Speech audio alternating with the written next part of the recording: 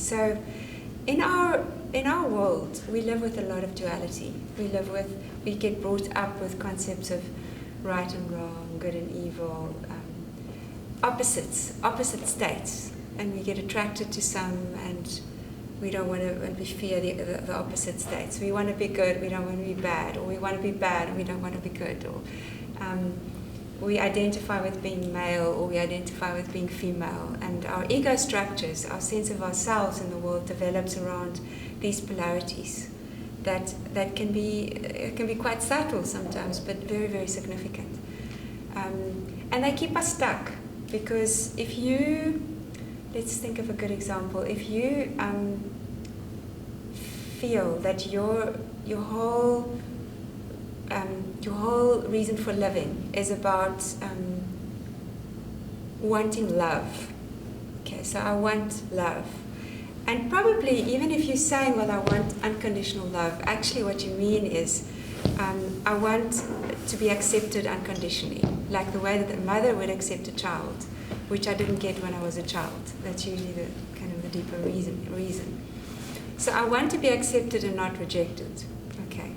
Now, guess what existence is going to do? I don't know if you've noticed this. This is the kind of next step beyond the secret, is that if you go and you put on your billboard, I am accepted, guess what you're going to be given? The opposite in equal amounts, because that's the law of attraction. Everything comes in the same amount in its opposite in our experience. So as much as you're going to get accepted, you're also going to experience rejection. And so and now we want the acceptance and we don't want the rejection. So now we manicure our lives, we do everything we possibly can to try and be accepted as much as we can. So what it does is it starts to shape our personalities. It shapes the way that we look, what we do, how we relate, how we present ourselves, right? So I'm sure that each one of you can think of something in your life which is so important that it starts to shape the way that you present yourself in the world. Something that if I were to say to you, you're the opposite of that, you would be really offended. Okay, so those are, think of it, those are the things that shape our egos. And they're the things that limit our experience of the world, because I want to be accepted and I don't want to be rejected.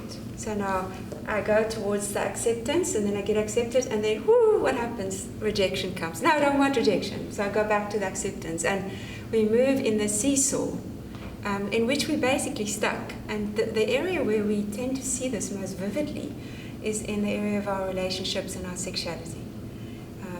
So I don't know if any of you might have ever noticed this pattern in your relationships, that you end a relationship and you tell yourself, I am never going to do this again.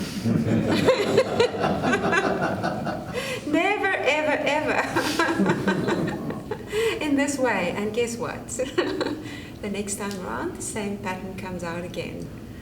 So what that shows us is that there's some unconscious polarity which keeps spinning us in a loop, and we're going around the same axis and the same axis and the same axis.